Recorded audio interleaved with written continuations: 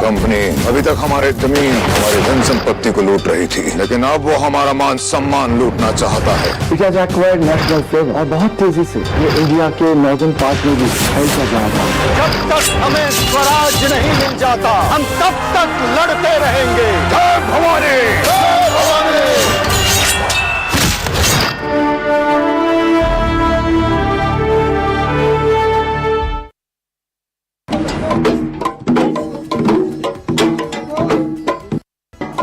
आपको मिलाएंगे ऐसी शख्सियत से जो सिर्फ अपने ही परिवार को नहीं बल्कि कई अन्य परिवारों के लिए आस की एक किरण है। हम आपको लेकर आए हैं मेघालय के तुरा। 2 बच्चों की मां रानू अपने घर का काम निपटाने के साथ ही आंगनबाड़ी के लिए भी दिन भर की तैयारी करके घर से निकलती हैं। दीदी ने बोला तुम भी आंगनबाड़ी में काम करो, तुम लोग का एरिया में भी बहुत गरीब है, उन लोग को देखभाल करो। आंगनबाड़ी का मादा महीना वो अच्छा पढ़ाता है। तो क्या बनेंगे पढ़ लिख के? आर्मी में जाएंगे? मैं तो मॉडल बनना चाहती हूँ। मॉडल बनना चाहती हो?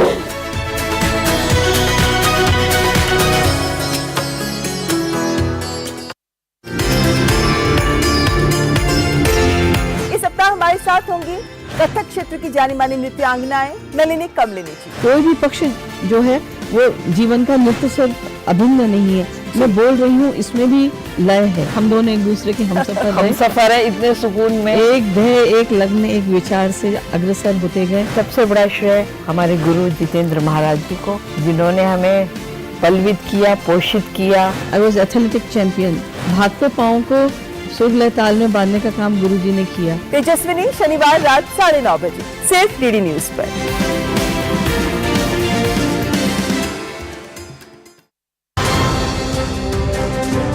इस श्रृंखला में हम आपको बताएंगे जमीन पर खेती किसानी के लिए एक बड़ा बदलाव की कहानी लिख रहे तमाम शख्सियतों के बारे में। देश में मोटे अनाज के प्रति पिछले 20 वर्षों से प्रयासरत कर्नाटक के डॉक्टर खादर वल्ली, जो कहलाते हैं भारत के मिलेट्समैन, धान की देसी किस्मों को संरक्षित करने वाले केरल के किसान चेरुवयल रमन, जो अब तक कर चुके हैं 50 देसी किस्में संरक्षित, हिमाचल प्रदेश के किसान नेकराम शर्मा, जो 9 अनाज की पारंपरिक फसल प्रणाली को कर रहे हैं पुनर्जीवित, सिक्किम के 98 वर्षीय किसान तुलाराम उप्रेती, जो पिछले 80 वर्षों से कर रहे हैं केवल जैविक खेती, औषधीय पौधों को संरक्षित करने में ओडिशा के पतायत साहू ने निभाई है बड़ी जिम्मेदारी, जिससे लोगों की सुधर रही है सेहत।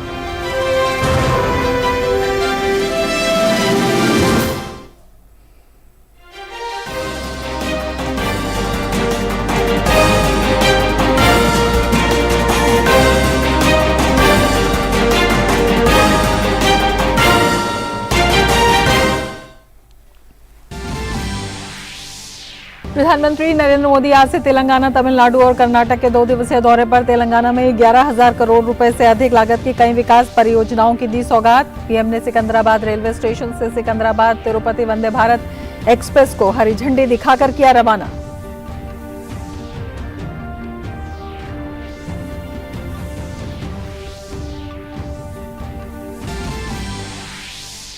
प्रधानमंत्री चेन्नई एयरपोर्ट के नए एकीकृत टर्मिनल भवन का प्रधानमंत्री ने किया उद्घाटन। अब से कुछ ही देर में MGR Chennai central railway station पर चेन्नई कोयंबटूर वंदे भारत एक्सप्रेस को हरी झंडी दिखाने के साथ ही कई अन्य रेलवे और सड़क परियोजनाओं का भी करेंगे उद्घाटन।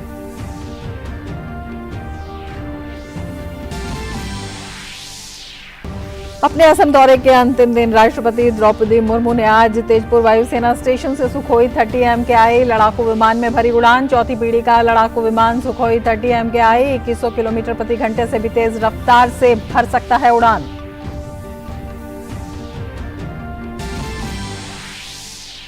केंद्रीय गृह और सहकारिता मंत्री अमित शाह 10 अप्रैल को करेंगे अरुणाचल प्रदेश का दौरा। सीमावर्ती गांव किविथु में वाइब्रेंट विलेज प्रोग्राम का करेंगे शुभारंभ। गृह मंत्री 9 माइक्रो हाइडल परियोजनाओं का भी करेंगे उद्घाटन। वालोंग युद्ध स्मारक पर करेंगे श्रद्धांजलि अर्पित।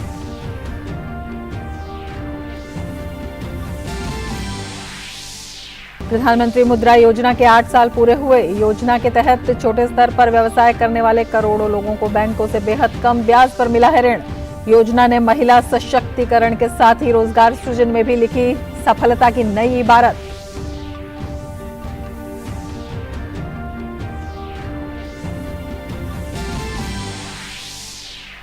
और आईपीएल में आज पहले मुकाबले में राजस्थान रॉयल्स का मुकाबला दिल्ली कैपिटल्स से जारी, जबकि दूसरे मैच में मुंबई इंडियंस और चेन्नई सुपर किंग्स होंगे आमने सामने।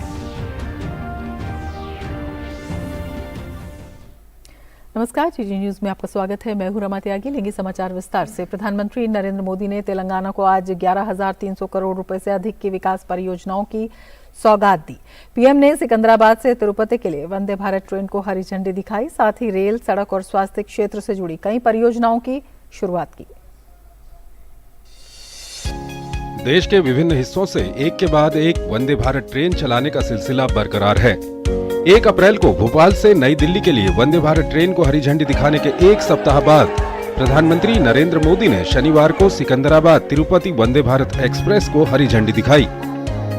इसके अलावा प्रधानमंत्री ने यहां 11,300 करोड़ रुपए से अधिक की अन्य परियोजनाओं का उद्घाटन और शिलान्यास किया। निश्चित तौर पर वंदे भारत को देश के विभिन्न स्थानों से चलाने का सरकार का संकल्प पूरा होता नजर आ रहा है। सरकार का लक्ष्य 15 अगस्त तक देश भर में 75 वंदे भारत ट्रेन चलाने का है। तेलंगाना आंध्र प्रदेश को जोड़ने वाली एक और वंदे भारत ट्रेन को हरी झंडी दिखाई गई है। ये आधुनिक ट्रेन अब भाग्य लक्ष्मी मंदिर के शहर को भगवान श्री वेंकटेश्वर धाम तिरुपति से जोड़ेगी। यानी एक प्रकार से ये वंदे भारत एक्सप्रेस आस्था, आधुनिकता, टेक्नोलॉजी और टूरिज्म को कनेक्ट करने वाली है। साथ ही प्रधानमंत्री ने 720 करोड़ रुपए की लागत से सिकंदराबाद रेलवे स्टेशन के पुनर्विकास की योजना की भी शुरुआत की, जिसे विश्व स्तरीय सुविधाओं और सौंदर्यपूर्ण रूप से डिजाइन किया गया है, जहां सारी सुविधाएं एयरपोर्ट की तर्ज पर यात्रियों को मिलेंगी। हैदराबाद सिकंदराबाद जुड़वा शहर क्षेत्र के उपनगरीय खंड में 13 नई multi modal transport service MMTS सेवाओं को भी पीएम मोदी ने हरी झंडी दिखाई। सिकंदराबाद महबूबनगर परियोजना के दोहरीकरण और विद्युतीकरण को भी राष्ट्र को समर्पित किया। ये परियोजना निर्बाध कनेक्टिविटी प्रदान करेगी और ट्रेनों की औसत गति बढ़ाने में सहायता करेगी। 21वीं सदी का नया भारत तेजी से देश के कोने कोने में मॉडर्न इंफ्रा बना रहा है। तेलंगाना में भी बीते 9 वर्षों में रेलवे बजट में लगभग 17 गुना की वृद्धि की गई है। इससे नई रेल लाइन बिछाने का काम हो, रेल लाइनों की डबलिंग का काम हो या फिर इलेक्ट्रिफिकेशन का काम हो, सभी कुछ रिकॉर्ड तेजी से हुआ है। देश भर के बड़े रेलवे स्टेशनों को आधुनिक बनाने का जो अभियान शुरू हुआ है, उसका लाभ भी तेलंगाना को मिल रहा है। इसके साथ ही प्रधानमंत्री ने तेलंगाना के बीबी नगर में एम्स और 5 राष्ट्रीय राजमार्ग परियोजनाओं की भी आधारशिला रखी। बीबी नगर एम्स को 1350 करोड़ रुपए से अधिक की लागत से विकसित किया जा रहा है। वहीं 7,850 करोड़ रुपए से अधिक की राष्ट्रीय राजमार्ग परियोजनाओं से तेलंगाना में कनेक्टिविटी मजबूत होगी और 2 तेलुगु राज्यों तेलंगाना और आंध्र प्रदेश के सड़क संपर्क को मजबूत करेगी। और ये दृश्य आप देख रहे हैं, प्रधानमंत्री नरेंद्र मोदी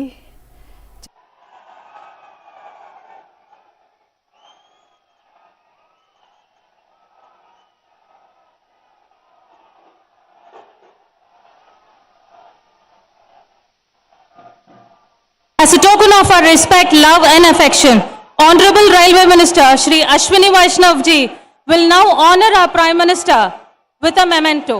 நமது அன்பையும் மரியாதையையும் தெரிவிக்கும் முகமாக மாண்புமிகு மத்திய ரயில்வே அமைச்சர் அவர்கள் மாண்புமிகு பாரத பிரதமர் அவர்களுக்கு நினைவு பரிசினை வழங்குகிறார்கள்.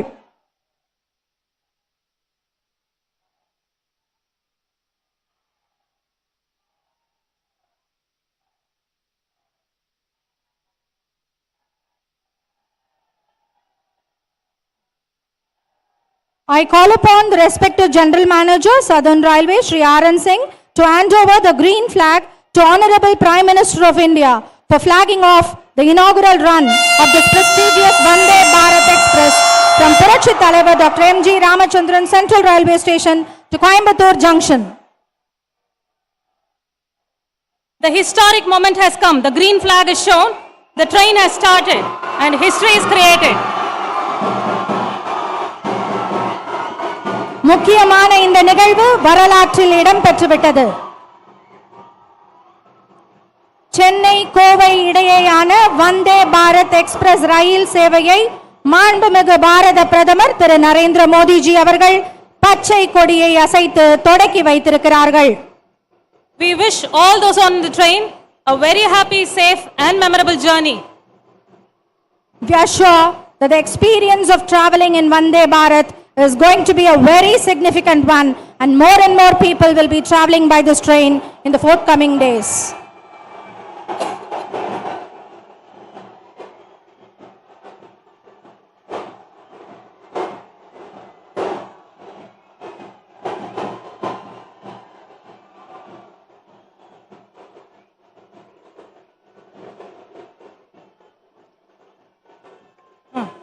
The grand function has come to an end.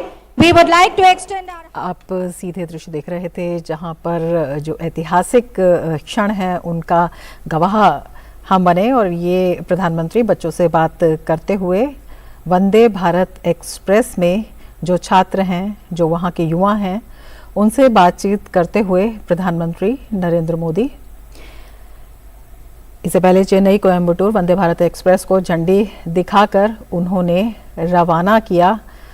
अपने आप में ये ऐतिहासिक दृश्य हैं और जो छात्र हैं उनका उत्साह देखने लायक है। तिरंगे को लहराकर प्रधानमंत्री का स्वागत वहां पर छात्र करते दिखाई दिए, और प्रधानमंत्री छात्रों से, युवाओं से बातचीत करते हुए तो विकास की एक नई सौगात और उस विकास के सहभागी जो बनेंगे युवा, उनसे बातचीत करते हुए प्रधानमंत्री नरेंद्र मोदी अपनी विशिष्ट शैली में अपने संवाद साझा करते हुए वहाँ के युवाओं से, वहाँ के छात्र छात्राओं से, और बेहद उत्साहजनक, उत्साहवर्धक ये दृश्य होते हैं जब प्रधानमंत्री नरेंद्र मोदी युवाओं से बातचीत करते हैं, उनसे जानने की कोशिश करते हैं, उनकी आशाएं, उनकी अपेक्षाएं जो कि बेहद महत्वपूर्ण होती हैं, जो सरकार की नीतियां हैं उनमें, और युवाओं के लिए जो काम वो करना चाहते हैं, युवाओं को जिस तरह का प्रोत्साहन मिलना चाहिए और किस तरह से युवा अपेक्षा रखते हैं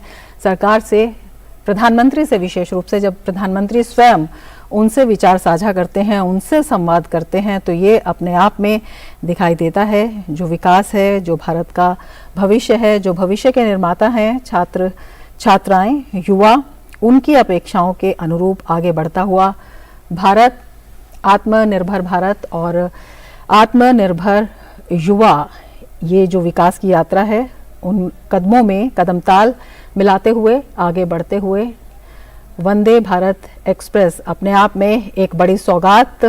हमारे संवाददाता अनुज यादव हमारे साथ और ज्यादा जानकारी के साथ जुड़े हुए हैं। अनुज, आज एक ऐतिहासिक दिन कहा जा सकता है चेन्नई के लिए, जब वंदे भारत एक्सप्रेस को प्रधानमंत्री ने हरी झंडी दिखाकर वहां से रवाना किया और युवाओं से बात करते हुए प्रधानमंत्री नरेंद्र मोदी ने तमिलनाडु की जनता को दी है। एक तो एयर कनेक्टिविटी की बात करें तो आज नए टर्मिनल का उद्घाटन आज प्रधानमंत्री नरेंद्र मोदी ने चेन्नई में किया। उसके बाद चेन्नई सेंट्रल रेलवे स्टेशन पर तमिलनाडु की पहली वंदे भारत को आज हरी झंडी दिखाकर रवाना किया, क्योंकि हम जानते हैं कि देश के अलग अलग इलाकों के अंदर वंदे भारत ट्रेन चल रही है, और पहली ट्रेन 2019 में दिल्ली से वाराणसी के लिए चली थी, जिसको प्रधानमंत्री नरेंद्र मोदी ने हरी झंडी दिखाकर रवाना किया था। अब कई राज्यों के बाद तमिलनाडु के अंदर भी आज इस ट्रेन का सफर जो है वो शुरू हो चुका है, और सबसे बड़ी बात यही है कि जिस तरीके से इस ट्रेन के माध्यम से हम देखें तो कंफर्ट, आरामदायक सफर काफी लोगों को मिल रहा है, लेकिन लंबी दूरी में कम समय भी लगता है। राजधानी ट्रेन और शताब्दी ट्रेनों के मुकाबले बात करें तो इसकी गति की जो सीमा है वो ज्यादा है, कंफर्ट ज्यादा है, और यहाँ से कोयम्बटूर का जो सफर है उसमें करीब 2 घंटे की जो बचत है समय की वो होगी। और यहाँ पर काफी संख्या में लोग यहाँ पर आए हुए हैं और प्रधानमंत्री नरेंद्र मोदी का अभिवादन और स्वागत सड़कों पर जो है तमिलनाडु की जनता ने किया, चेन्नई की जनता ने किया। और यहाँ पर जिस प्लेटफॉर्म से प्रधानमंत्री नरेंद्र मोदी ने वंदे भारत ट्रेन को शुरू किया, इसके अलावा जितने भी यहाँ पर प्लेटफॉर्म है वो पूरी तरीके से वो भरे हुए हैं, चाहे बच्चे हों, स्टूडेंट्स हों, IIT के छात्र हों, सभी लोग यहाँ पर आए। और दूसरी सबसे बड़ी बात है कि कॉलेजेस के जो स्टूडेंट्स थे उनके साथ प्रधानमंत्री ने सीधा संवाद भी किया, बातचीत की, लोगों से, युवाओं से जानने की कोशिश की कि इस तरह की जो डिजाइन बनी है, क्योंकि अभी तक हमने फिल्मों में या देश विदेशों के अंदर ही हमने देखा है, अब भारत के अंदर जब इस तरह के हाई डिजाइन की जो ट्रेन है वो चल रही है, तो ऐसे में युवाओं की क्या उनके एग्जाम्पल्स हैं, क्या उनके बातचीत है और किस तरीके से अनुभव वो ले रहे हैं, तो निश्चित तौर पर ये एक बड़ी सौगात आज तमिलनाडु की जनता को मिली है। बिल्कुल अनुज, हमने देखा युवाओं में काफी उत्साह, प्रधानमंत्री उनसे जब बात कर रहे थे, उनसे बातचीत करते हुए किस तरह से जब प्रधानमंत्री स्वयं संवाद करते हैं तो युवाओं की जो आकांक्षाएं हैं, उनकी जो अपेक्षाएं हैं, उनको जानने की कोशिश करते हैं। और जो आत्मनिर्भर भारत लगातार आगे बढ़ रहा है आत्मनिर्भरता की ओर, उसमें युवाओं को आत्मनिर्भर बनाने के लिए किस तरह से उनमें उत्साह, किस तरह से उनमें प्रेरणा जागृत होती है? देखिए, सबसे बड़ी बात यही है क्योंकि प्रधानमंत्री नरेंद्र मोदी का सबसे ज्यादा फोकस रहता है टेक्नोलॉजी पर, कि कोई देश का कोई भी क्षेत्र हो उसको टेक्नोलॉजी से जोड़ना है। और टेक्नोलॉजी के अंदर रिसर्च एंड डेवलपमेंट के लिए प्रधानमंत्री नरेंद्र मोदी हमेशा लोगों से आह्वान करते रहते हैं, खास तौर से युवाओं से, स्टूडेंट्स से, और जो कॉलेजेस में पढ़ते हैं या फिर रिसर्च कर रहे हैं। ऐसे में यहाँ पर IIT जो चेन्नई के छात्र हैं वो कोच के अंदर थे वंदे भारत में, और प्रधानमंत्री नरेंद्र मोदी ने उन लोगों से बातचीत की और उनसे ये भी जानने की कोशिश की कि आप लोग नए नए इनोवेशन कीजिए ताकि देश लगातार विकास तो करे ही करे, आत्मनिर्भर भी बने। और हम जानते हैं कि IIT से निकले हुए छात्र आजकल नए नए स्टार्टअप शुरू कर रहे हैं। उन लोगों का नौकरी लेने से ज्यादा ध्यान जो है नौकरी देने पर है। और ये प्रधानमंत्री नरेंद्र मोदी ने जब देश के प्रधानमंत्री 2014 में बने थे तो उन्होंने इस बात का आह्वान किया था कि अब हमें देश को नए रास्तों पर लेकर जाना है। अब इस देश का जो युवा है वो नौकरी मांगने वाला नहीं बल्कि देने वाला बनेगा। और यही सबसे बड़ी बातें हैं कि जो छात्र या जो स्टूडेंट्स हैं, जब वो मिलते हैं प्रधानमंत्री नरेंद्र मोदी से, उनको अंदर एक ऐसा एहसास उनको होता है कि देश का जो सबसे बड़ा जो नेता है, प्रधानमंत्री है, वो किस तरीके से लोगों से सीधा संवाद करते हैं और सुझाव मांगते हैं। सबसे बड़ी बात यह है कि प्रधानमंत्री सुझाव मांगते हैं कि क्या कुछ और किया जा सकता है भविष्य के अंदर। तो निश्चित तौर पर जब ये बच्चों की जो यात्रा है, जो स्टूडेंट्स की यात्रा है, जब ट्रेन से वापस आएंगे तो हम उनसे अनुभव भी साझा करेंगे कि क्या आपने बातचीत की और प्रधानमंत्री नरेंद्र मोदी ने क्या कुछ आपसे पूछा। तो निश्चित तौर पर अब से कुछ देर बाद ये ट्रेन की वापसी होगी, उसके बाद हम उनसे बातचीत भी करेंगे। और दूसरी एक सबसे बड़ी बात यही है कि आज देश के अंदर जो विकास की रफ्तार है उसको लगातार गति मिल रही है। और गति इस मायने में मिल रही है कि जितने भी चाहे हम हाईवेज की बात करें, वाटरवेज की बात करें, रेलवेज की बात करें, एयरवेज की बात करें, कनेक्टिविटी सबसे महत्वपूर्ण फोकस, सबसे महत्वपूर्ण एक मुद्दा जो है केंद्र सरकार के ले रहा है। क्योंकि जब आवागमन तेजी से होगा, आसान तरीके से होगा, आरामदायक सफर होगा, तो निश्चित तौर पर काफी समय की बचत होती है और जो विकास के कार्य हैं वो काफी तेजी से आगे बढ़ते हैं और लोगों का समय बचता है। समय को बचाना और विकास को आगे बढ़ाना, ये दोनों चीज एक साथ प्रधानमंत्री नरेंद्र मोदी लगातार आगे चल रहे हैं। और आज तमिलनाडु की जनता को कहीं ना कहीं कनेक्टिविटी के रूप में 2 बड़ी सौगात आज मिली है, एयरवेज के रूप में और रेलवेज के रूप में। बिल्कुल अनुज, इसी को आपसे जानना चाहेंगे। आपने तकनीक की बात की है, आपने इनोवेशन की बात की है, इसके साथ ही कनेक्टिविटी एक बेहद महत्वपूर्ण जिसे कहें बिंदु जो है इसका रहता है। कनेक्टिविटी की बात करें, केवल सहूलियत ही नहीं बल्कि विभिन्न जो रोजगार हैं, विभिन्न जो काम हैं, उनको भी गति देने का काम ये करती है। किस तरह से इसका फायदा मिलता हुआ देख रहे हैं?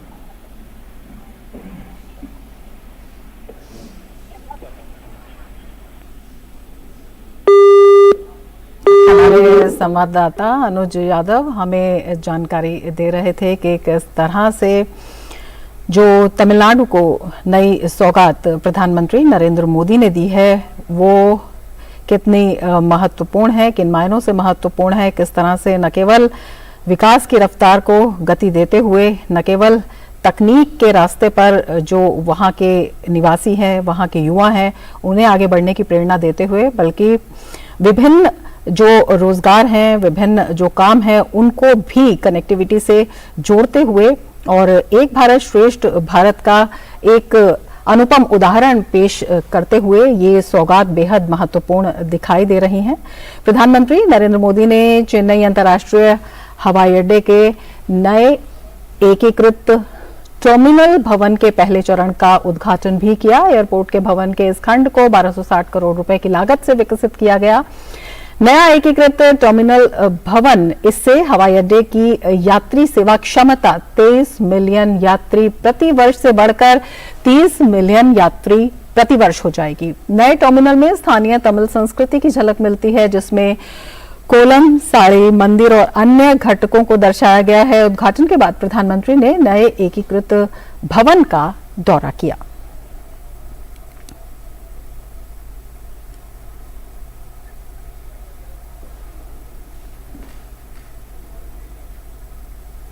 प्रधानमंत्री का चेन्नई में सड़क किनारे खड़े भाजपा कार्यकर्ताओं ने जोरदार स्वागत किया। प्रधानमंत्री का वहां पर लोगों ने फूलों के साथ स्वागत किया। साथ ही इस दौरान तमिलनाडु की संस्कृति पेश करते हुए भी वहां कलाकार नजर आए।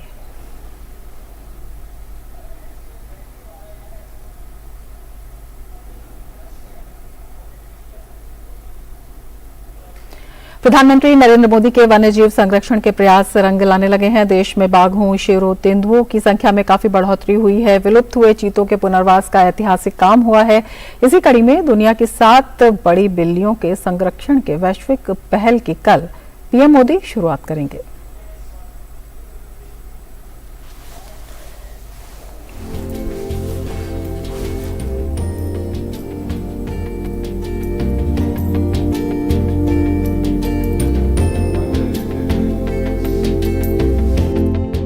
प्रधानमंत्री मोदी के कार्यकाल ने देश में वन्य जीवों के संरक्षण की पूरी तस्वीर बदल दी है। देश में पिछले 7-8 सालों में बाघ, शेर, तेंदुओं की संख्या बढ़ी है। वहीं पिछले साल विलुप्त हुए चीतों का देश में पुनर्वास किया गया है। वन्य जीवों के संरक्षण को और मजबूती देने की दिशा में प्रधानमंत्री मोदी रविवार को इंटरनेशनल बिग कैट्स अलायंस की शुरुआत करेंगे। इसके तहत दुनिया की 7 बड़ी बिल्लियों, बाघ, शेर, तेंदुआ, हिम तेंदुआ, प्यूमा, जगुआर और चीता के संरक्षण का बीड़ा उठाया गया है। 2019 में पीएम मोदी ने एशिया में अवैध शिकार और अवैध वन्यजीव व्यापार पर अंकुश लगाने के लिए विश्व के नेताओं से गठबंधन बनाने का आह्वान किया था। प्रधानमंत्री मोदी की नीतियों की वजह से वन्य जीवों के संरक्षण में काफी प्रगति हुई है।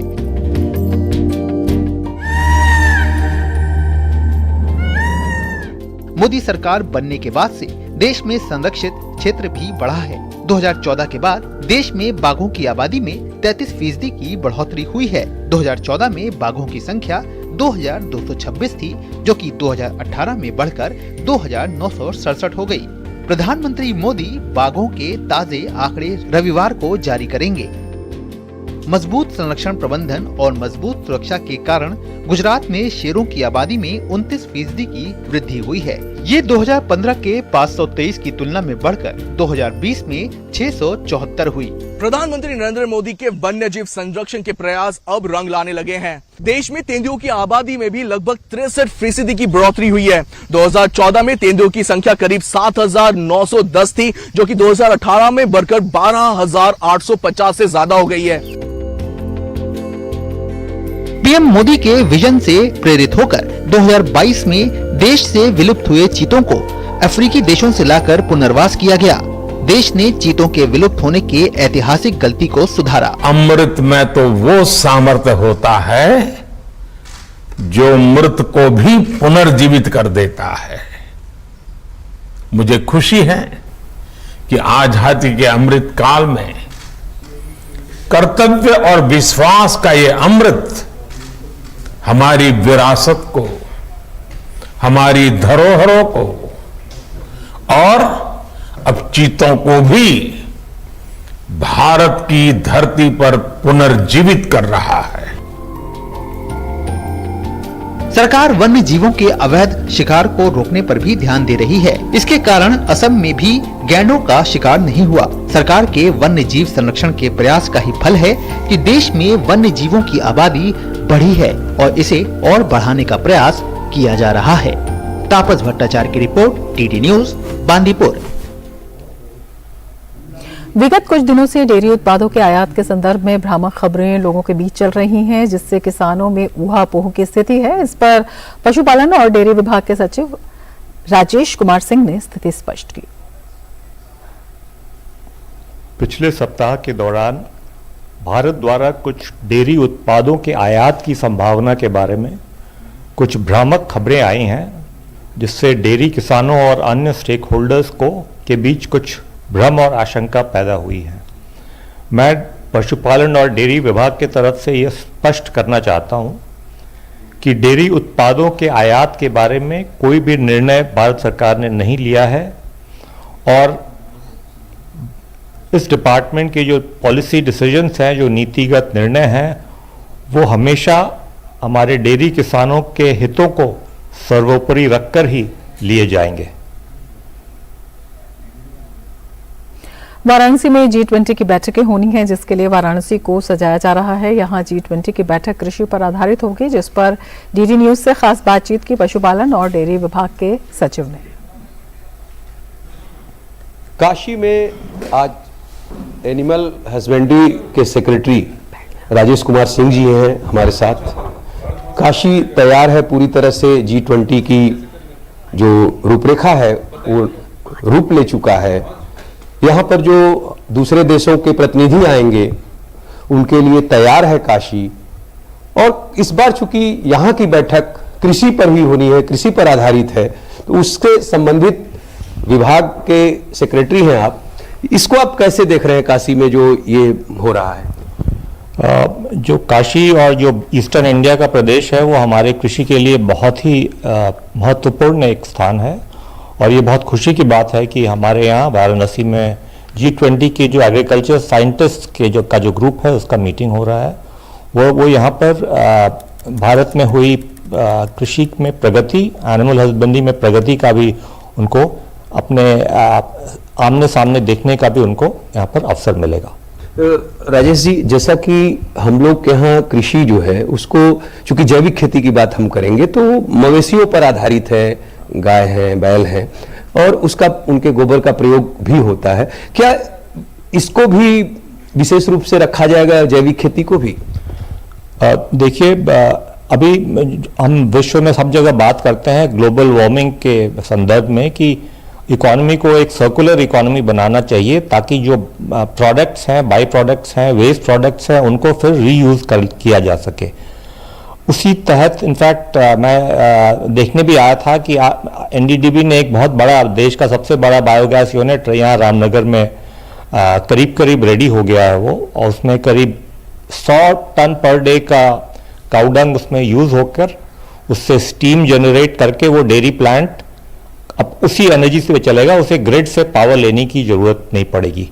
तो उस तरह की जो यूनिक चीज़ें हैं जो भारत में की जा रही हैं उसको भी हमें G20 के डेलीगेट्स को दिखाने का हमें अवसर मिलेगा। जो G20 के डेलीगेट्स हैं उन्हें जो यहाँ के उपलब्धियाँ हैं, जो यहाँ पे प्रयोग हो रहा है, वो पोल्यूशन को बचाने के लिए, पर्यावरण को स्थिर रखने के लिए, अच्छा करने के लिए, उसको भी दिखाने का मौका मिलेगा, खासतौर से काशी में और उसके आसपास के इलाकों में। Camera person doctor Ajay Singh के साथ डॉक्टर केश बहादुर सिंह गौतम, डीडी न्यूज वाराणसी। और बुलेटिन में अब लेंगे एक ब्रेक, आप देखते रहिए डीडी न्यूज। तुम गुल्लक तो नहीं, पर तुमने हमारे पैसे बचाए हैं। तुम्हारी वजह से ही 5 लाख तक का मुफ्त इलाज हो पाया है।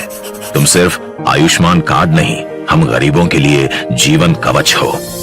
आयुष्मान भारत गरीब के जीवन को बचाने में अहम भूमिका निभा रहा है। 130 करोड़ लोगों के सामूहिक संकल्प और सामर्थ्य का भी प्रतीक है। सर्वे संतु निरामया के लक्ष्य के साथ आओ बनाएं नया भारत। ब्रेक के बाद फिर से आपका स्वागत है। आगे बढ़ते हैं। प्रधानमंत्री नरेंद्र मोदी ने 26 मार्च 2023 को अपने मन की बात कार्यक्रम की 99वीं कड़ी में जम्मू कश्मीर के किसानों की बात की थी कि किस प्रकार यहां के किसान पारंपरिक खेती से हटकर फ्लोरिकल्चर यानी फूलों की खेती का यहां पर रुख किया। आज यहां के करीब 2500 किसान लेवेंडर की खेती कर रहे हैं। इन्हें केंद्र सरकार के अरोमा मिशन से मदद भी मिली है। इस नई खेती ने किसानों की आमदनी में बड़ा इजाफा किया है। इसी तरह श्रीनगर की डल झील अपने स्वादिष्ट लोटस स्टेम्स यानी कि कमल के तनों या कमल ककड़ी के लिए भी जानी जाती है। कमल के तनों को देश में अलग अलग जगह अलग अलग नाम से जानते हैं। कश्मीर में इन्हें नदरू कहते हैं। कश्मीर के नदरू की डिमांड लगातार बढ़ रही है। इस डिमांड को देखते हुए डल झील में नदरू की खेती करने वाले किसानों ने एक एफपीओ बनाया है। इस एफपीओ में करीब 250 किसान शामिल हुए हैं। आज ये किसान अपने नदरू को विदेशों तक भेजने में लगे हैं। ये सफलता कश्मीर का नाम तो ऊंचा कर ही रही है, इसके साथ ही इससे सैकड़ों किसानों की आमदनी भी बढ़ी है। प्रधानमंत्री के जरिए मन की बात में इसका जिक्र करने से इन खेती से जुड़े किसानों और वैज्ञानिकों ने पीएम का धन्यवाद करते हुए कहा कि इससे उन्हें और अधिक ऊर्जा मिलेगी। प्राइम मिनिस्टर ऑफ इंडिया ने मन की बात में भद्रवा का नाम लिया, लेवेंडर की खेती का नाम लिया, उससे काफ़ी एनकरेज हो गए। आज हमें यकीन हो गया कि प्राइम मिनिस्टर ऑफ इंडिया कितना विजन, कितना बड़ा विजन है उनका, कितनी बड़ी सोच रखते हैं वो, कितने अच्छे प्राइम मिनिस्टर हैं कि उन्होंने इस खेती का वहाँ बैठ के नाम लिया और इस भद्रवा का नाम लिया, तो उससे काफ़ी एनकरेज हो गए। अब हमने ऐसी ठानी है, ऐसा सोचा है कि इसको हम प्राइम मिनिस्टर ऑफ इंडिया का जो ख्वाब है ये बहुत अच्छे तरीके से हम इसको और बढ़ाएंगे और फैलाएंगे और अच्छा करेंगे। और हमारी यही कोशिश है कि हम 100%। और अब आपको दृश्य दिखाते हैं प्रधानमंत्री के चेन्नई दौरे के दौरान रोड शो के।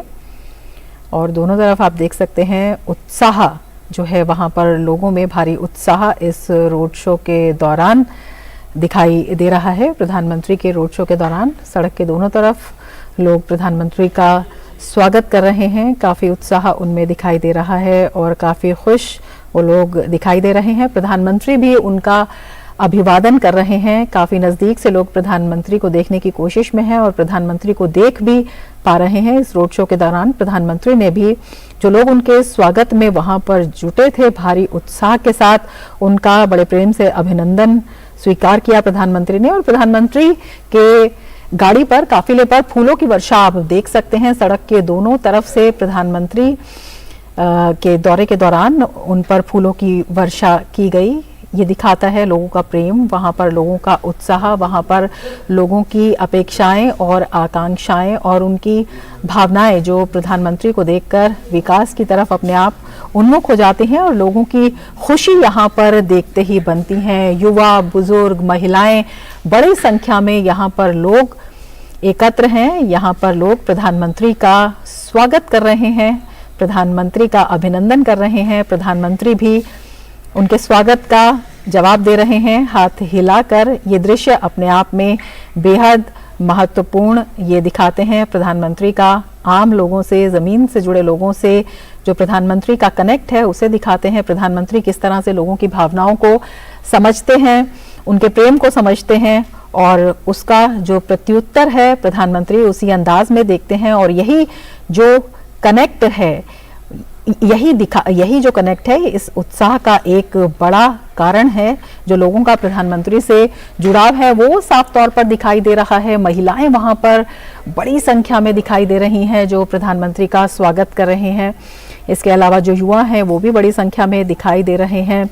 बुजुर्ग भी वहां पर काफी संख्या में सड़क के दोनों तरफ लोग दिखाई दे रहे हैं, क्योंकि आज बड़ी सौगात जो है उन्हें मिली है, जो अपने आप में दिखाता है विकास के पथ पर केंद्र सरकार की और प्रधानमंत्री का जो दृष्टिकोण है, जो विजन है, वो जमीन पर जब उतरता है तो लोगों में खासा उत्साह दिखाई देता है। और ये उत्साह इस दौरे के दौरान दिखाई दे रहा है, इस रोड शो के दौरान दिखाई दे रहा है, जहां पर सड़क के दोनों तरफ लोग प्रधानमंत्री के स्वागत में जुटे हैं, प्रधानमंत्री का स्वागत कर रहे हैं, उनका अभिवादन कर रहे हैं।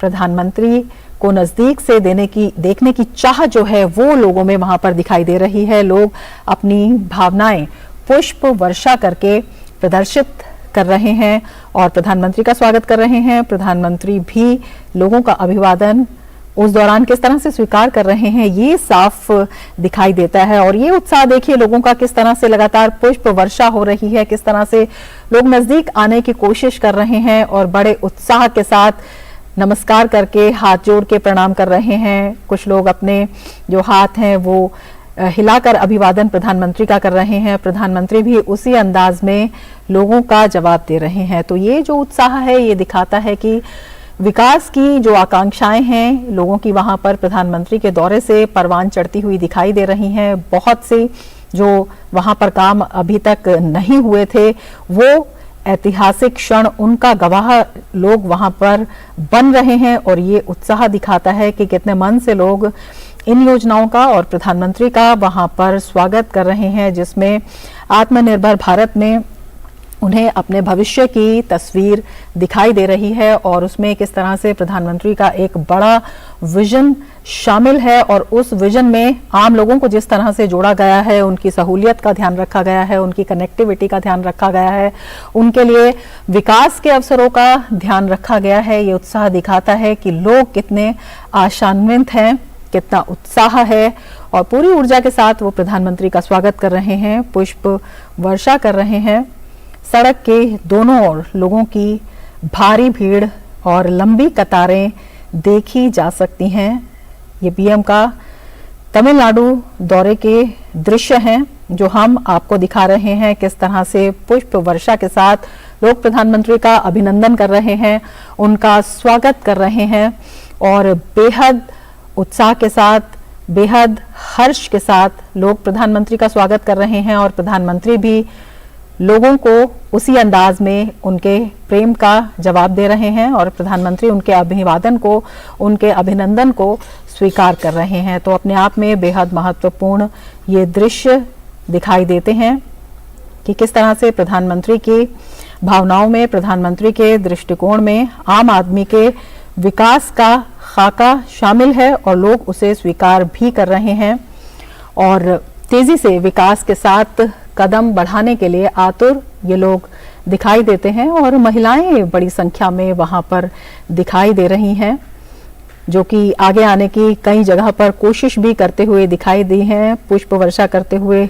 लोग, प्रधानमंत्री का अभिवादन करते हुए लोग और उत्साह के साथ जो उनके स्वर सुनाई दे रहे हैं वो अपने आप में काफी महत्वपूर्ण है। और ये दृश्य हैं प्रधानमंत्री के तमिलनाडु दौरे के रोड शो के दौरान, जिसमें कई विकास परियोजनाओं की सौगात प्रधानमंत्री ने वहां पर दी है। तो आज का दिन अगर हम बात करें तो दक्षिण भारत के लिए बेहद महत्वपूर्ण है, जहां पर विकास की अनेक सौगात प्रधानमंत्री दे रहे हैं और उसका लोग स्वागत कर रहे हैं और लोगों में ऊर्जा और आशा का संचार इस दौरे से हो रहा है। तो अपने आप में बेहद महत्वपूर्ण है और ये उत्साह ये भी दिखाता है कि किस तरह से इन इलाकों को प्रधानमंत्री अपने विजन के द्वारा तकनीक से जोड़ रहे हैं। यहाँ पर जो कनेक्टिविटी है, हर तरह की कनेक्टिविटी का विस्तार किया जा रहा है और किस तरह से विकास की रफ्तार तेज हो, इसे वहां पर इम्प्लीमेंट किया जा रहा है, इसे जमीन पर उतारा जा रहा है और इससे जो लोगों को अपना उज्जवल भविष्य दिखाई दे रहा है वो इस उत्साह में दिखाई देता है। प्रधानमंत्री का स्वागत करते हुए लोग, बड़ी संख्या में लोग सड़क के दोनों तरफ प्रधानमंत्री का अभिवादन करते हुए, उनका अभिनंदन करते हुए, उन पर पुष्प वर्षा करते हुए।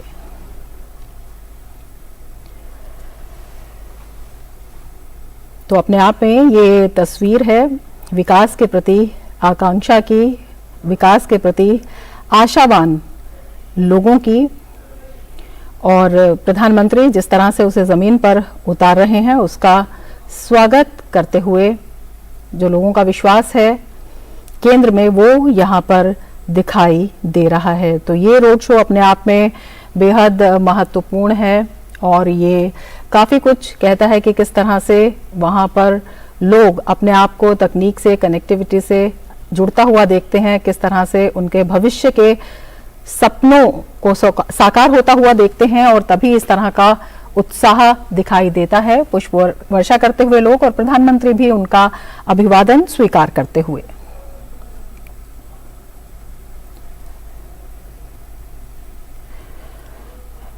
लोगों ने वहां पर पीएम मोदी का भव्य स्वागत किया।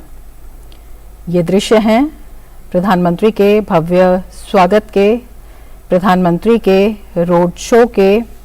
प्रधानमंत्री 2 दिवसीय दक्षिण भारत के दौरे पर हैं और चेन्नई में प्रधानमंत्री के रोड शो के ये दृश्य हैं जिसमें कई अहम महत्वपूर्ण सौगात प्रधानमंत्री ने वहां पर दी और वहां पर जो लोगों का उत्साह है प्रधानमंत्री को देखने के लिए, प्रधानमंत्री के स्वागत के लिए, वो अपने आप में बेहद अलग दिखाई दे रहा है।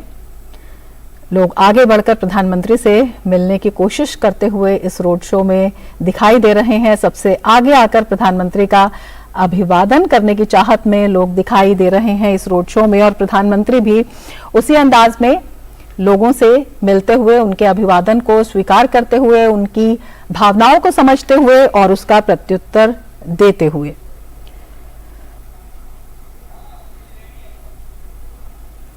तो ये दृश्य चेन्नई में प्रधानमंत्री के रोड शो के, जहां पर लोगों ने प्रधानमंत्री का भव्य स्वागत किया, पुष्प वर्षा प्रधानमंत्री पर करते हुए वहां पर लोग।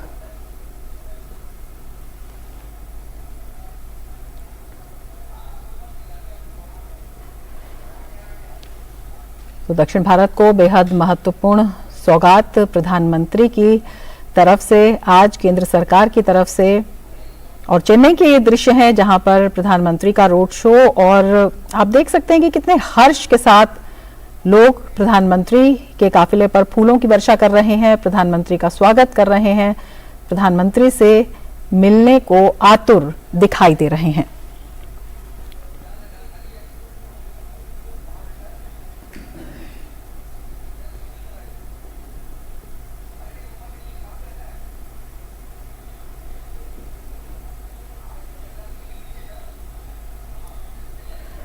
तो प्रधानमंत्री ने कई महत्वपूर्ण सौगात वहां पर दी हैं और विकास के एक विजन के साथ जो वहां पर लोगों को जोड़ने का काम चल रहा है, उसका उत्साह लोगों की आंखों में, लोगों के अभिवादन में वहां पर दिखाई दे रहा है।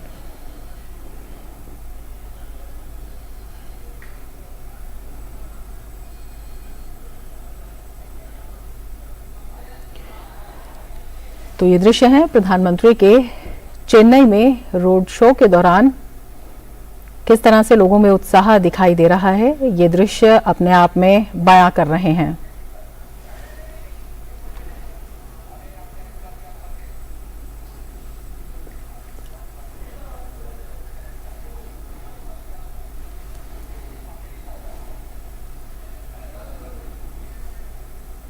और प्रधानमंत्री नरेंद्र मोदी चेन्नई में श्री रामकृष्ण मठ की 125वीं वर्षगांठ समारोह में शामिल हुए। श्री रामकृष्ण मठ पहुंचने पर उन्होंने स्वामी विवेकानंद की प्रतिमा पर पुष्पांजलि अर्पित की। इसके साथ ही इस दौरान उन्होंने स्वामी विवेकानंद के कक्ष में पूजा की और ध्यान भी लगाया। स्वामी रामकृष्णानंद ने 1897 में चेन्नई में श्री रामकृष्ण मठ की शुरुआत की थी। रामकृष्ण मठ और रामकृष्ण मिशन आध्यात्मिक संगठन है जो विभिन्न रूपों में मानवतावादी और सामाजिक सेवा से जुड़ी गतिविधियों में लगे हुए हैं। हमारे संवाददाता अश्विनी मिश्र हमारे साथ और ज्यादा जानकारी के लिए जुड़े हुए हैं। अश्विनी, सबसे पहले आपसे जानना चाहेंगे कि किन मायनों में महत्वपूर्ण प्रधानमंत्री का ये दौरा?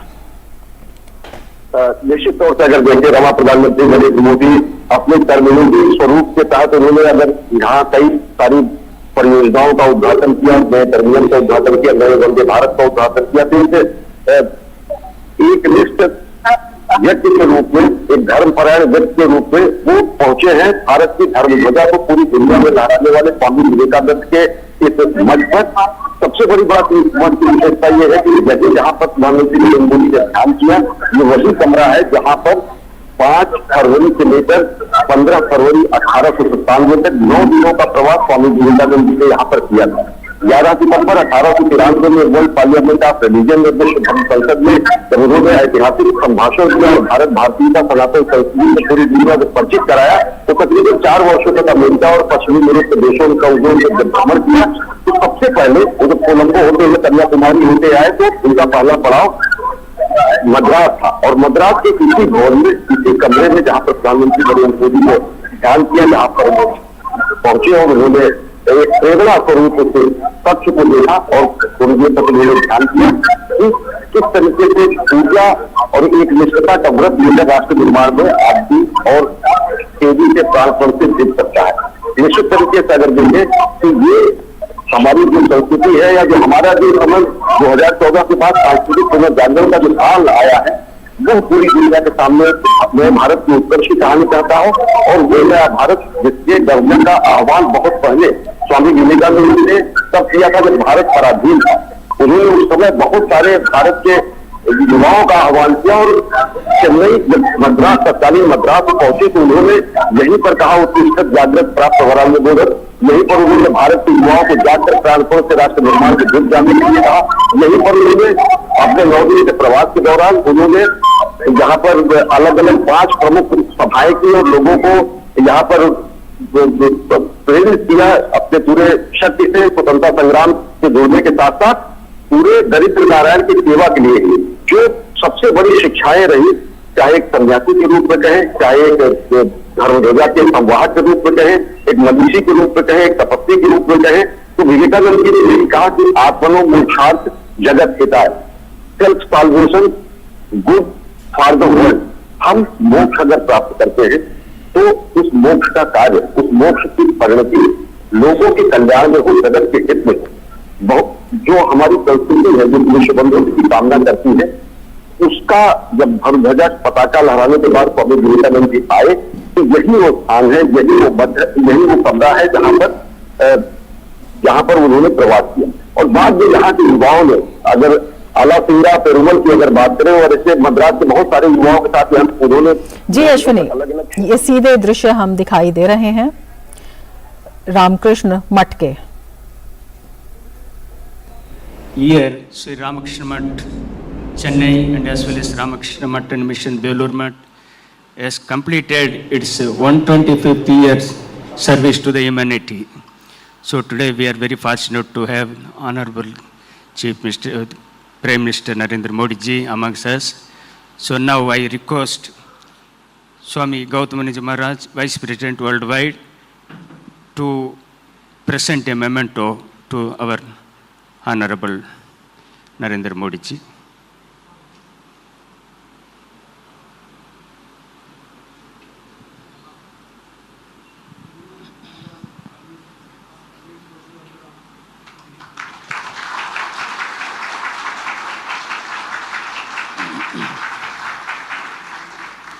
Thank you, Maharaj.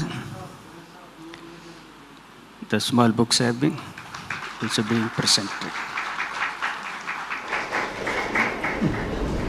It's a really great day, very historic day of India as well as Ramakrishna Mutt and Mission. So இன்னைக்கு ஒரு பொன்னான ஒரு சரித்திரம் வாய்ந்த நன்னாளில் நாம் இங்கு கூடியிருக்கும்போது நமது மத்தியில் நமது பாரத பிரதமர் திரு நரேந்திர மோடிஜி அவர்கள் வந்திருப்பது மிக ஒரு முக்கியமான நாளாக அமைந்திருக்கிறது. ஸோ அதை நாம் அவரை வருகவென்று வணக்கம் கோரி வரவேற்கிறோம்.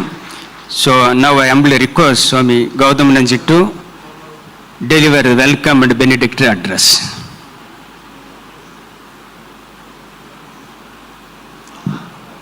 Om Sthapakaya cha dharmasya सर्वधर्मस्वरूपिणे अवतार वरिष्ठाय रामकृष्णाय ते नमः. Dear and Honorable Prime Minister Shri Narendra Modi ji, Honorable Governor Shri R.N. Ravi ji, the Honorable Minister of State for Industries, Thiru Tangam Tennarashi, Honorable Dr. L. Murugan, Union Minister of State, Swami Muktidanandji Maharaj, Trustee Belur Mutt, brother monks, brahmacharins and devotees. We are indeed very fortunate to have with us today our Honorable Prime Minister on the occasion of the 125th Foundation Day celebrations of Sri Ramakrishna Mutt, Chennai. This is the first branch center of the worldwide Ramakrishna Mutt, started by Bhagavan Sri Ramakrishna himself and nurtured by Swami Vivekananda. This center stands as a symbol of Swamiji's effort at having a universal spiritual center to spread the universal teachings of Sri Ramakrishna and the grand truths of the Vedanta, to awaken the world to a life of spirituality, strength, divine brotherhood and mutual service. This is a center where the spiritual greatness of Swami Vivekananda was recognized even before he left to USA for attending the Parliament of Religions by a circle of sincere spiritual seekers of the then Madras Presidency. It was here that, encouraged by his devotees, followers, Swami Vivekananda's intention of going to the West to participate in the World Parliament of Religions at Chicago took a practical shape. On his victorious return from the West, it was here that the great Swami stayed for 9 days in this building from February 6th to 15th of 1897. It is again here that Swamiji's ideas had instant mass appeal and overwhelming response, which makes this place a great center of the Ramakrishna movement. It was here again that Sri Ramakrishna's another illustrious disciple, Swami Ramakrishnananda, also called Shashi Maharaj, by his life of intense devotion and complete dedication to his Guru, Bhagavan Sri Ramakrishna, he made Bhagavan Sri Ramakrishna's name a living reality and established Sri Ramakrishna Mutt firmly here for the good of the many, for the welfare of the many. Bahujana Hitaya, Bahujana Sukhaya. On this momentous occasion, I joyfully welcome our Honorable Prime Minister, who has very kindly come here to pay homage to Bhagavan Sri Ramakrishna, whom he truly worships, and also to Swami Vivekananda, whom he truly follows. May the choicest blessings of Sri Ramakrishna be upon him. May he be blessed with strength and wisdom to lead this great nation to greater and greater glory in the decades to come. I also welcome the Honorable Governor for his kind presence with us here today. I also welcome the Honorable State Minister of Industries for representing the Honorable Chief Minister of Tamil Nadu, Thiru M.K. Stalin. May the blessings of Sri Ramakrishna, the Holy Mother Sharda Devi and Swami Vivekananda be on all of them, is my heartfelt prayer to them. Jai Ram Krishna, Om Shanti Shanti Shanti. Thank you, Maharaj, for your kind welcome and blessings. Now I request our Honorable Prime Minister Shri Narendra Modi ji to release the book titled The Holy Trio, Life and Legacy, written by Swami Tapasyanand ji. ஒரு நூல் வெளியீடு விழா நமது பாரத பிரதமர் அவர்களை அந்த release பண்ண வெளியிடுமாறு அன்புடன் கேட்டுக்கொள்கிறோம்.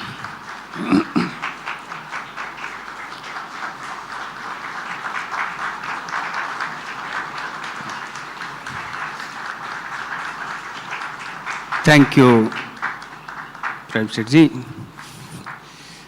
for kindly releasing the book. ரொம்ப நன்றி. Now it is time for us to listen to our chief guest, Shri Narendra Modi ji, the Prime Minister of India, to deliver his chief guest address to the gathering. Though it is a small gathering, but it is a selected gathering. We humbly request our Narendra Modi ji to deliver this speech. பாரத பிரதமர் அவர்களை அன்புடன் பேச அழைக்கிறோம். Welcome.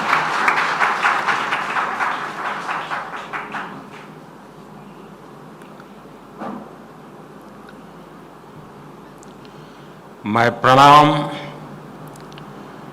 To Shri Ramakrishna Paramahansa, Mata Sharada Devi and Swami Vivekananda.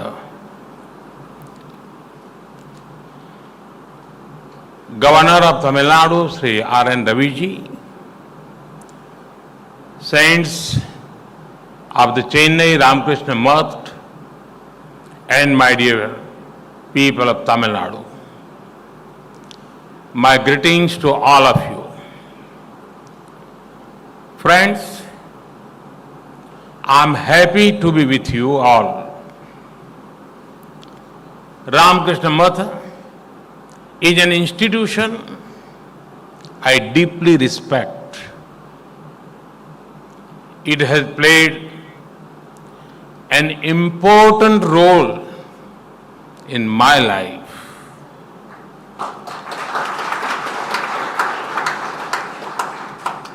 This institution is celebrating the 125th anniversary of its service in Chennai. This brings me to another reason for my happiness. I am among the Tamil people from whom I have great affection. I love the Tamil language, Tamil culture, and the vibe of Chennai. Today, I got the opportunity to visit the Vivekananda house. Swami Vivekananda had stayed here after he returned from his famous trip of the West. Meditating here was a special experience. I feel inspired and energetic. I am also happy to see that ancient ideas are reaching the younger generation through modern technology here. Friends, Saint Tiruvalluvar says in one of his verses, Putte Ulagattum Endum Peral Aride Oppu Ravin Nallapira. It means in both this world and the world of the gods, there is nothing like kindness. Ramakrishna Math is serving Tamil Nadu in many different areas like education, libraries and book banks, leprosy awareness and rehabilitation, healthcare and nursing and rural development. Friends, I just spoke of the impact of the Ramakrishna Math on Tamil Nadu. But this came later. What came first was the impact that Tamil Nadu had on Swami Vivekananda. In Kanyakumari, at the famous rock, Swamiji discovered the purpose of his life. This transformed him, and the impact was felt in Chicago. Later, when Swamiji returned from the West, he first set foot on the holy soil of Tamil Nadu. The Raja of Ramanath received him with great respect. When Swamiji came to Chennai, it was very special. Romarola, the great French writer who won the Nobel Prize, described it. He says that 17 victory arches were erected. For over a week, Chennai's public life came to complete stop. It was like a festival. Friends, Swami Vivekananda was from Bengal. He was welcomed like a hero in Tamil Nadu. This happened long before India became independent. People across the country had a clear concept of India as a nation for thousands of years. This is the spirit of Ek Bharat, Shrestha Bharat. It is the same spirit that Ramakrishna Math works with. Across India, there are many institutions that serve people selflessly. Speaking of Ek Bharat, Shrestha Bharat, we all show the success of Kashi Tamil Sangamam. Now I heard that Saurashtra Tamil Sangamam is happening.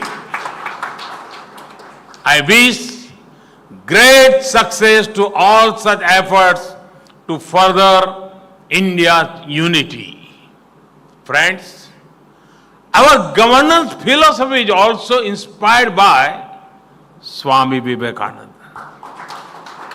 He said that whatever privilege is broken and equality is ensured, society progress.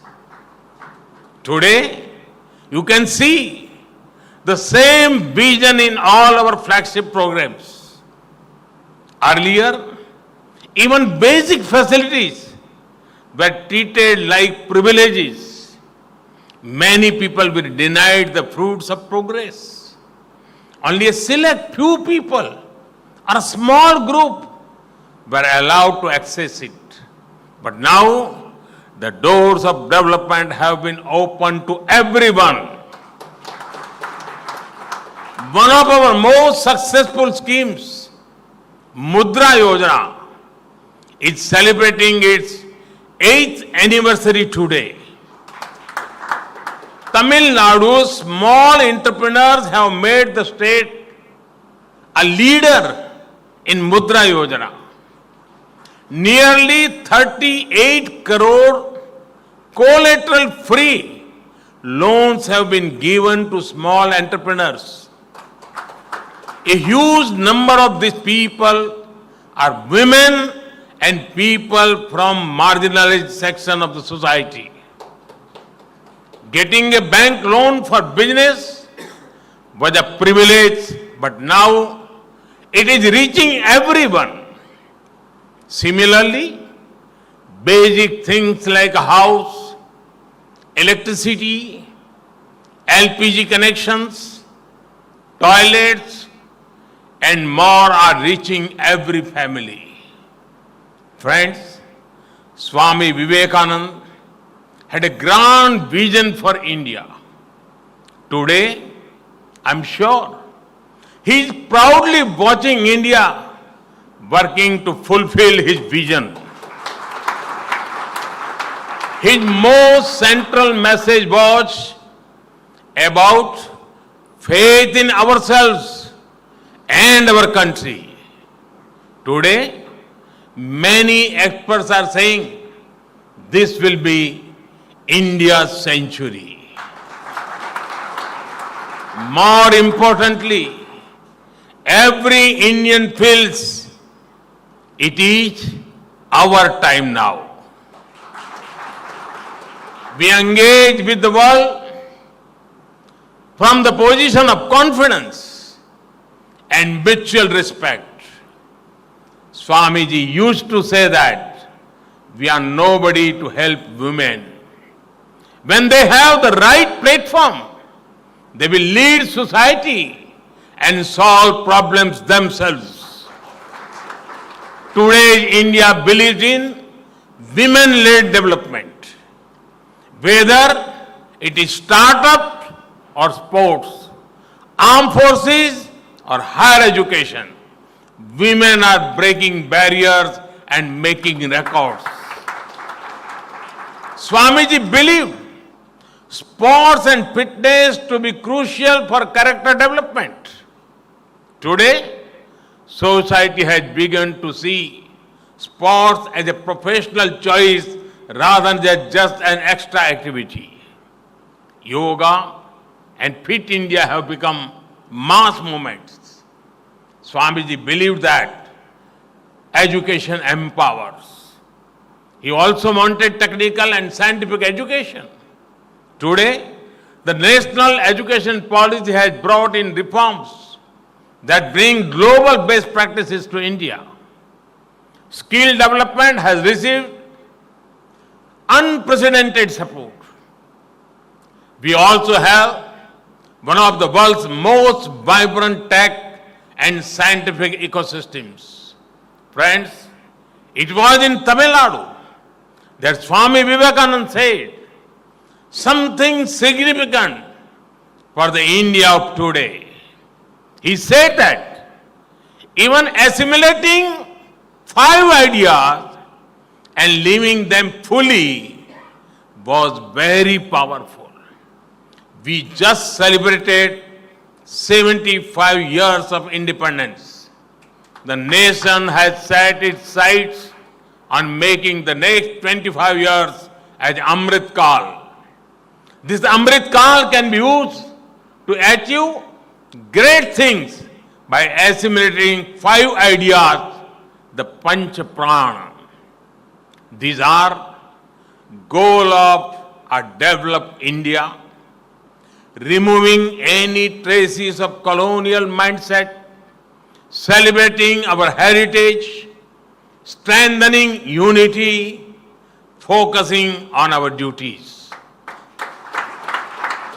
Can we all collectively and individually resolve to follow these 5 principles?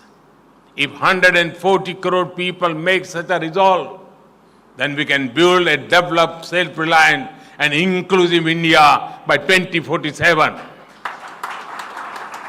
I'm sure that in this mission, we have Swami Vivekananda's blessings. Thank you. Vanakkam. Thank you, Modi ji. Today we are really blessed to listen to our Honorable Prime Minister's moving speech. We heartily thank him for his kind acceptance and participation in this function. It is Swami Vivekananda said, "My spirit will work with you, you go on marching." His spirit is working through our Prime Minister. It is undoubtedly, we believe, the same Narendra who came as Vivekananda is in Narendra Modi working through it. So எல்லாருக்குமே ரொம்ப நன்றி. இன்னைக்கு அவர் வந்து நம்மளோட கலந்து கொண்டதில் it's மிக்க மகிழ்ச்சி. It is சரித்திரம் வாய்ந்த நிகழ்ச்சி. It is a very very historical moment. All world is வாட்சிங். We are very happy, very proud of our honour prime minister. Though time is short, but we are blessed to be amongst him. So thank you all. நமஸ்கார். நமஸ்கார். We thank all the people. We thank Honorable Minister of State, Minister of Central, and Governor ji. Thank you all. Jai Shri Guru Maharaj ji की जय. तो आप ये सीधे दृश्य देख रहे थे। प्रधानमंत्री नरेंद्र मोदी ने चेन्नई में श्री रामकृष्ण मठ की 125वीं वर्षगांठ समारोह जो वहाँ पर मनाया जा रहा है उसमें हिस्सा लिया और रामकृष्ण मठ पहुँचने पर उन्होंने स्वामी विवेकानंद की प्रतिमा पर पुष्पांजलि अर्पित की और उसके बाद वहाँ पर जो लोग मौजूद थे उनको संबोधित भी किया। प्रधानमंत्री ने कहा कि रामकृष्ण मठ का मेरे जीवन में महत्वपूर्ण स्थान है। मठ तमिलनाडु के विभिन्न क्षेत्रों में काम कर रहा है। ये एक भारत श्रेष्ठ भारत का उदाहरण है। प्रधानमंत्री ने कहा कि आज चाहे भारत महिला नेतृत्व में विकास को पर जोर दे रहा है, महिलाओं को आगे बढ़ा रहा है, महिलाओं को सशक्त कर रहा है, या खेल की बात हो, योगा की बात हो, फिट इंडिया मूवमेंट की बात हो, वैज्ञानिक शिक्षा की बात हो, स्किल इंडिया मिशन, स्किल विकास की बात हो, ये सब वही हो रहा है जो स्वामी विवेकानंद भारत के बारे में सपना देखते थे।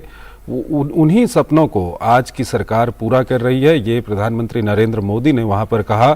प्रधानमंत्री 2 दिवसीय दक्षिण भारत यात्रा पर हैं और ये प्रधानमंत्री की जो 2 दिन की दक्षिण भारत यात्रा है ये काफ़ी महत्वपूर्ण है। आज दिन में प्रधानमंत्री तेलंगाना पहुँचे थे, वहाँ पर प्रधानमंत्री ने तेलंगाना के लोगों को विकास की सौगात दी और उसके बाद प्रधानमंत्री चेन्नई पहुँचे। चेन्नई में भी प्रधानमंत्री ने विकास की सौगात वहाँ पर लोगों को दी है। प्रधानमंत्री ने तेलंगाना और चेन्नई दोनों जगह पर वंदे भारत रेल का उद्घाटन किया। चेन्नई में एयरपोर्ट के जो नया टर्मिनल बना हुआ है उसका प्रधानमंत्री ने उद्घाटन किया और अब से कुछ देर बाद प्रधानमंत्री फिर वहां पर एक कार्यक्रम में हिस्सा लेने वाले हैं जहां पर वो विकास परियोजनाओं को तमिलनाडु के लोगों को समर्पित करेंगे।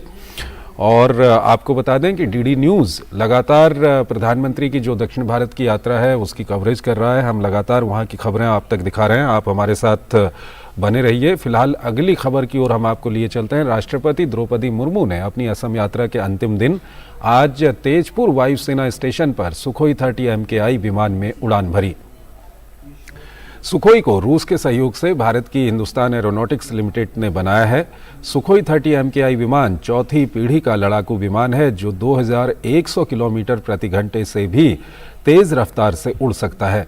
ये हवा में ही ईंधन भर सकता है और ब्रह्मोस समेत कई मिसाइलों और लेजर बमों को लेकर भी उड़ान भर सकता है।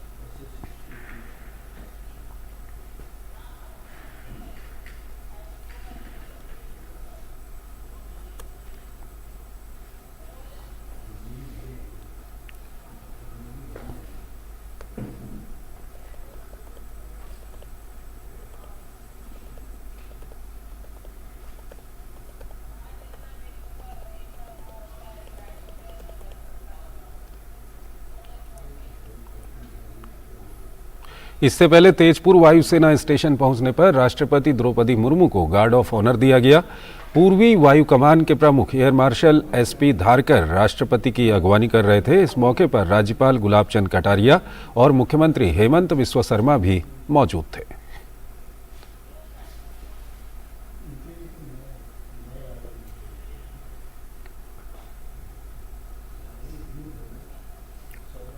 अगली खबर की ओर हम आपको लिए चलते हैं। केंद्रीय गृह मंत्री अमित शाह 10 अप्रैल को अरुणाचल प्रदेश के सीमावर्ती गांव किबिथू में वाइब्रेंट विलेज प्रोग्राम का शुभारंभ करेंगे। प्रधानमंत्री नरेंद्र मोदी के नेतृत्व में सरकार ने वित्तीय वर्ष 2022-2023 से 2025-2026 के लिए सड़क संपर्क के लिए 2500 करोड़ रुपए सहित 4800 करोड़ रुपए की वाइब्रेंट विलेज प्रोग्राम को मंजूरी दी है।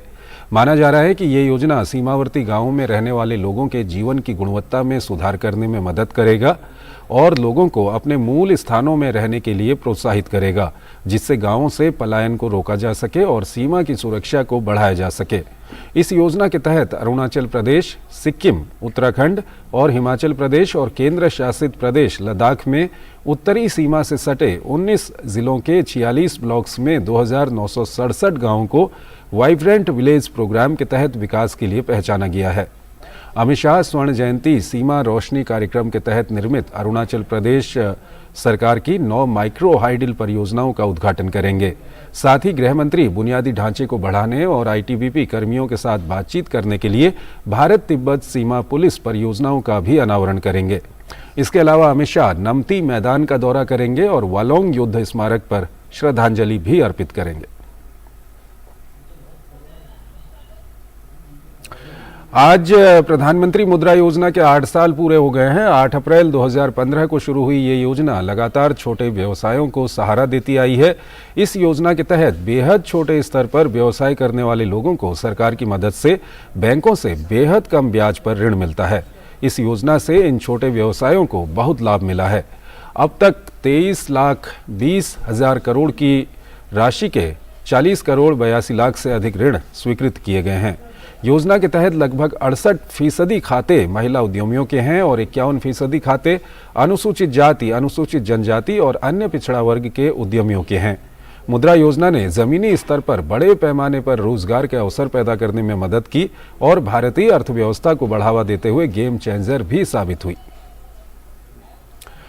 देश के युवाओं को स्टार्टअप और स्वरोजगार के प्रति प्रोत्साहन देने के लिए सरकार प्रधानमंत्री मुद्रा योजना चला रही है। सरकार इस योजना के तहत ग्रामीण इलाकों में नॉन कॉरपोरेट छोटे उद्यमों को शुरू करने और विस्तार के लिए 10 लाख रुपये तक का लोन देती है। मुद्रा योजना के तहत मिलने वाले लोन को 3 कैटेगरी में बांटा गया है। शिशु लोन, किशोर लोन और तरुण लोन इस स्कीम की 3 कैटेगरी हैं। शिशु लोन के तहत 50,000 रुपये तक का लोन आप अपने कारोबार को शुरू करने के लिए ले सकते हैं। किशोर लोन के तहत 50,000 रुपये से लेकर 5 लाख रुपये तक का लोन मिलता है। वहीं तरुण लोन के तहत 5 लाख रुपये से लेकर 10 लाख रुपये तक का लोन लिया जा सकता है। सरकार की इन योजनाओं से राजस्थान में भी लोग लाभान्वित हो रहे हैं। लाभार्थी योजना के लिए प्रधानमंत्री नरेंद्र मोदी का धन्यवाद कर रहे हैं।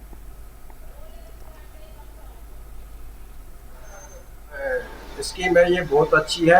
उससे पहले मेरा व्यापार था वो बहुत कम था और ये जो प्रधानमंत्री की स्कीम है ये जब से मिली है और मुझे 10 लाख रुपए का लोन बिना किसी गारंटी के मिला है, तो ये बहुत बड़ी बात है मेरे लिए और उससे मेरा व्यापार आज डबल हो चुका है 1 साल के अंदर। और युवाओं के लिए ये जो प्रधानमंत्री मुद्रा लोन है ये बहुत बढ़िया स्कीम है और ये मेरे व्यापार के लिए और सभी युवाओं के लिए एक अच्छा अवसर है। तो इस बुलेटिन में फिलहाल इतना ही। आप बने रहिए डीडी न्यूज के साथ। नमस्कार।